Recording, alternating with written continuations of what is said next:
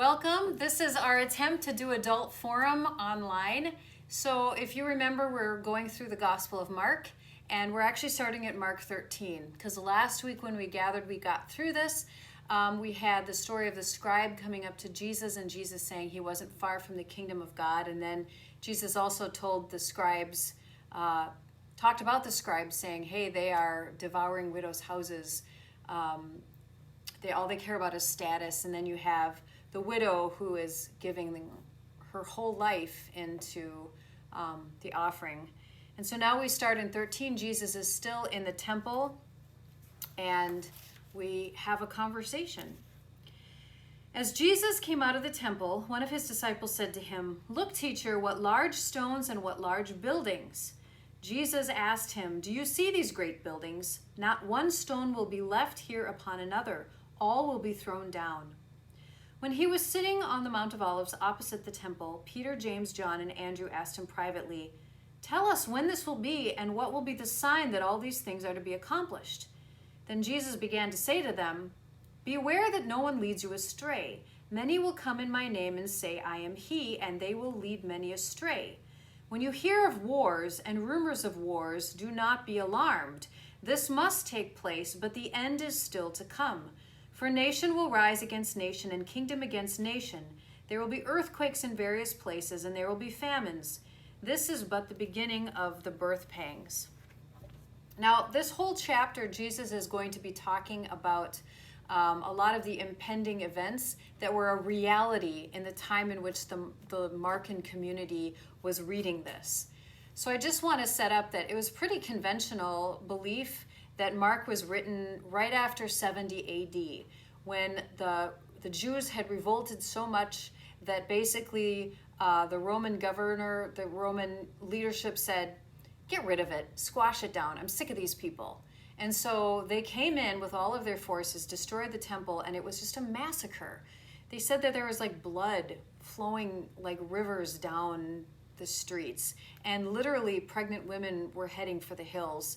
And woe to them because they weren't as fast as people who weren't pregnant, right? So it was just a really scarring, awful time. And everyone in Jerusalem and on the outskirts would have remembered that. Two, we're also going to hear with the talking about those events, at the same time, or like actually right before that, there was sort of this growing divorce between the Christian and the Jewish communities, which was extremely painful, as they realized that they were different and they couldn't coexist. At the time after Jesus was gone, there was a good generation in which the Christians still considered themselves Jews, but just like Jewish Christians, people who followed the way. And so Jesus is also speaking to the fact that the Christians would be tried for heresy. They would be persecuted by not just the Jews, the Jewish people who thought they were being blasphemous by saying Jesus was the Son of God, but the Roman government themselves. So there's a lot going on that Jesus is predicting. So let's keep reading. "As for yourselves, beware, for they will hand you over to councils, and you will be beaten in synagogues, and you will stand before governors and kings because of me as a testimony to them. And the good news must first be proclaimed to all nations. When they bring you to trial and hand you over, do not worry beforehand about what you are to say, but say whatever is given to you at the time, for it is not you who speak, but the Holy Spirit. Brother will betray brother to death, and a father his child, and children will rise against parents and have them put to death, and you will be hated by all because of my name. But the one who endures in the end will be saved." So again, this is a current reality for the Markan community. If you were a Christian but your family was Jewish, it would tear your family apart. It was a very difficult time. "But when you see the desolating sacrilege set up where it ought not to be, let the reader understand. Then those in Judea must flee to the mountains. The one on the housetop must not go down or enter the house or take anything away. The one in the field must not turn back to get a coat. Woe to those who are pregnant and those who are nursing infants in those days," because they can't run fast enough. "Pray that it may not be in winter, For in those days there will be suffering, such has not been from the beginning of the creation that God created until now, and never will be. And if the Lord has not cut short those days, no one would be saved. But for the sake of the elect, whom he chose, he has cut short those days. And if anyone says to you at this time, look, here is the Messiah, or look, here he is, do not believe it. False messiahs and false prophets will appear and produce signs and omens and lead astray, if possible, the elect. But be alert, I have told you everything. I want to reiterate that in the time of Jesus, there were many people who came and said that they were the Messiah, the son of David. And a lot of people believed him. They usually ended up killed somehow for treason and everything. And then there were people after Jesus who said the same thing. What's interesting, what makes Jesus separate, is all of those other people's names have disappeared. And Jesus has behaved differently and was different, right? But the point here is that Jesus is talking about things that are going to happen, that the communities are going to experience. He had a foresight, and he's telling them, don't be led astray, don't panic, don't let your fear overwhelm you. Bad things are going to happen, but it's part of the process of something new happening. Birth pangs indicate that pain indicates that new life is going to come forth. And so Jesus is sort of saying this has to happen in order for something better to come later. But in those days after that suffering, the sun will be darkened and the moon will not give its light, and the stars will be falling from heaven, and the powers in the heavens will be shaken. Then they will see the Son of Man coming in clouds with great power and glory. He will send out the angels and gather his elect from the four winds and from the ends of the earth to the ends of heaven. Just pausing again, because many people believe that the early Christian church, and maybe even Jesus himself, believed the end times were coming rather soon. And you can really sense that tone if you read the New Testament carefully. They had no idea that 2,000 years later anyone would be reading this stuff. That would have blown their minds. They really thought that something imminent was happening. And even Jesus himself, believing himself to be the Messiah, thought he was ushering in some kind of a new age. It's hard for us to put ourselves back into the way people thought in a completely different culture and religion, but that's some of the signs that we read between the lines here. From the fig tree, learn its lesson. As soon as its branches become tender and puts forth its leaves, you know that summer is near. So also when you see these things taking place, you know that he is near at the very gates. Truly I tell you, this generation will not pass away until all these things have taken place. Heaven and earth will pass away, but my words will not pass away. It's coming soon, right? But about that day and that hour, no one knows, neither the angels in heaven nor the Son, but only the Father. Beware, keep alert, for you do not know when that time will come. It is like a man going on a journey, when he leaves home and puts his slaves in charge, each with his work, and commands the doorkeeper to be on the watch. Therefore keep awake, for you do not know when the master of the house will come, in the evening, or at midnight, or the cockcrow, or at dawn. Or else he may find you asleep when he comes suddenly. And what I say to you, I say to all, keep awake. So as we're ending chapter 13, that really felt like a lot of gloom and doom and a lot of the end times talk. People nowadays will look back on this and sort of take it out of context. Again, Jesus was speaking to that earlier couple generations. What we learn from this is that we can't predict what's going to happen, and it's not for us to try to crack some biblical code to figure it out. That's not the point. But also the beware and keep alert, this keep awake, it is a theme that is in many of the Gospels once Jesus is getting close to the end. And there's been a lot of great writing about it where people say that that sense of being awake and being alert is literally talking about consciousness, that when we're sort of in the culture and in the shame world and we're only reacting we're only reacting to the world and we're only behaving in the way we've been taught to behave, we're asleep. We do things because of our unconscious running the show. All these messages we've internalized, all these things are going on, and we're sort of going by someone else's script. And almost every religion has a word for that, of some sort of like being asleep, being unconscious. You get mad and you don't even know why you're mad. You don't realize that the person you're mad at has just triggered something that's your issue, but you make it about them, right? That's unconscious. And so Jesus here is talking about a sense of waking up and seeing what's really there, seeing what's really happening within yourself and in the world, which includes seeing where God is active. And so there's a sense in which we sort of step back and we enter in to see reality as it really is, rather than just seeing reality the way we are, because that's what we do. And so when we do talk about this keep awake and be alert, a lot of that is, as Christians, we're supposed to pull back some of the stuff that's these layers of onion, whatever, that has keeps us dead and keeps us asleep and keeps us numb and keeps us stupid. And we're supposed to waken up to the presence of God. Okay, chapter 14. It was 2 days before the Passover and the festival of unleavened bread. The chief priests and the scribes were looking for a way to arrest Jesus by stealth and kill him, for they said, "Not during the festival, or there may be a riot among the people."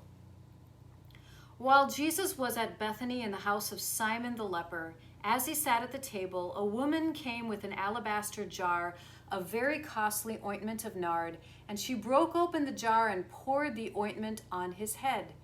But some were there who said to one another in anger, "Why was the ointment wasted in this way? For this ointment could have been sold for more than 300 denarii and the money given to the poor." And they scolded her.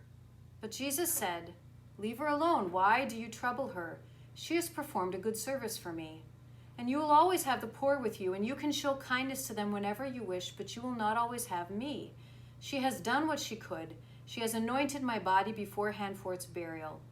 Truly I tell you, wherever the good news is proclaimed in the whole world, what she has done will be told in remembrance of her." In all four Gospels. So in John, this is Mary of Bethany who anoints Jesus' feet out of gratitude for her brother Lazarus being raised.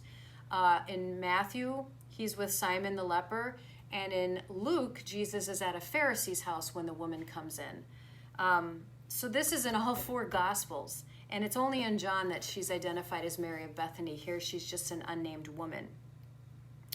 One of the lines here that's really interesting is, "You'll always have the poor with you."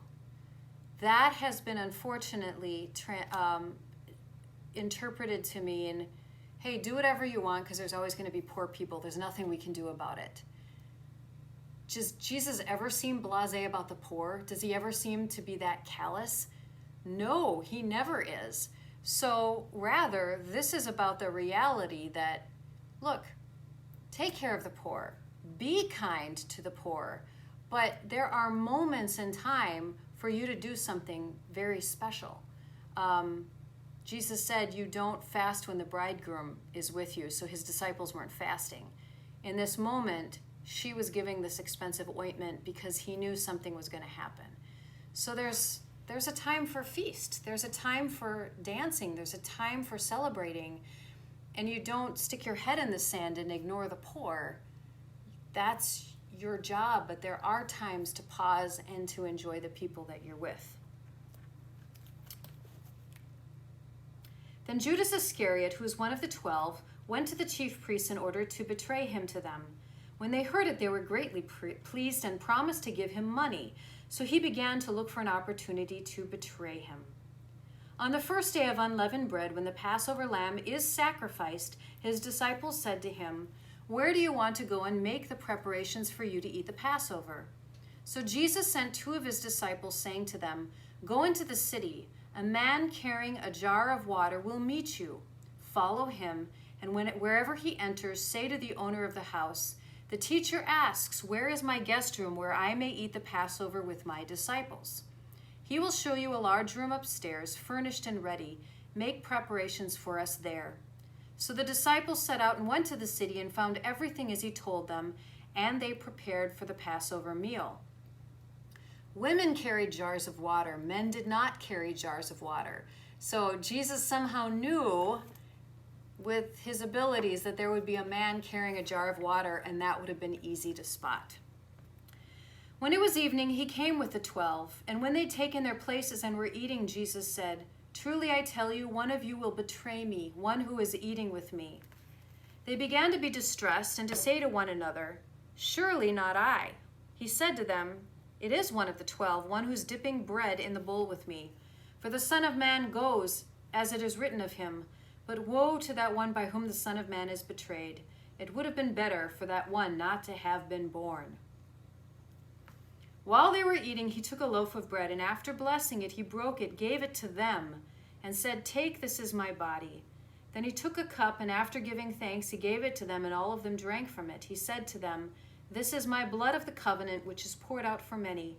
Truly I tell you, I will never again drink of the fruit of the vine until that day when I drink it new in the kingdom of God."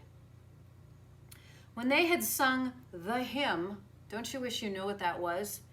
They went to the Mount of Olives, and Jesus said to them, "You will all become deserters, for it is written, 'I will strike the shepherd, and the sheep will scatter.' But after I am raised up, I will go before you to Galilee." Peter said to him, "Even if all become deserters, I will not." Jesus said to him, "Truly I tell you, this day, this very night, before the cock crows twice, you will deny me 3 times. But he said vehemently, "Even though I must die with you, I will not deny you." And all of them said the same. I think it's deeply important, I know I've said this before, but I think it's really important for us to realize that right before Jesus gives the very first Holy Communion, he tells Judas he's going to betray him, and Judas doesn't leave. He's still there while Jesus is giving the bread and the wine. And then as they're walking out, Jesus is like, "You're going to all desert me. Peter, you're going to deny me."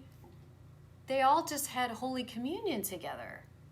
So this weird notion that somehow you have to be sinless, or if you don't confess your sins the millisecond before you go up and have communion, it's held against you, doesn't make any sense, because the way Jesus treated his actual disciples was to give them as sinners, knowing what they would do, and still share this life with them. Verse 32, they went to the place called Gethsemane, and he said to his disciples, "Sit here while I pray." He took with him Peter, James, and John, and began to be distressed and agitated. And he said to them, "I'm deeply grieved, even to death. Remain here and keep awake." And going a little further, he threw himself on the ground and prayed that if it were possible, the hour might pass from him. He said, "Abba, Father, for you all things are possible. Remove the cup from me, but not what I want, but what you want." He came and found them sleeping. And he said to Peter, "Simon, are you asleep? Could you not keep awake 1 hour? Keep awake and pray that you may not come into the time of trial. The spirit indeed is willing, but the flesh is weak." And again he went away and prayed, saying the same words. And once more he came and found them sleeping, for their eyes were very heavy, and they did not know what to say to him. He came a 3rd time and said, "Are you still sleeping and taking your rest? Enough! The hour has come. The Son of Man is betrayed into the hands of sinners. Get up, let us be going. See, my betrayer is at hand." We often talk about Mark being the most human version of Jesus, that Jesus is hungry, he's tired, he's grumpy. As we see on the cross, he is scared. And we see it here that he's grieved and he needs his friends. He's really upset that they're asleep because he needs them. And I think it's really important to realize that needing people does not make you weak, that is human, that Jesus needed his friends. And that doesn't make it's not sinful to need. Needing people and relying on people, that is what makes us human. We are made to be community. We are not rugged individuals. And we're seeing that right now, right? We're seeing how much we affect each other and how much we need each other to take care of each other. Immediately while he was still speaking, Judas, one of the 12, arrived, and with him there was a crowd with swords and clubs from the chief priests, the scribes, and the elders. Now the betrayer had given them a sign, saying, "The one I kiss is the man. Arrest him and lead him away under guard." So when he came, he went up to him at once and said, "Rabbi," and kissed him. They laid their hands on him and arrested him. But one of those who stood near drew his sword and struck the slave of the high priest, cutting off his ear. Then Jesus said to them, "Have you come out with swords and clubs to arrest me as though I were a bandit? Day after day I was with you in the temple teaching, and you did not arrest me. But let the scriptures be fulfilled." And all of them deserted him and fled. So Jesus is kind of saying, don't you think it's weird that you're doing this under cover of night secretly? Doesn't that mean there's something shady about what you're doing? And it's a good reminder that if you have a good case and it's honest, it should all be done in person, not in parking lots and not in a second meeting and not behind closed doors. And the favorite verse in Mark 51, "A certain young man was following him wearing nothing but a linen cloth. They caught hold of him, but he left the linen cloth and ran off naked." Nobody knows what that means. Not really.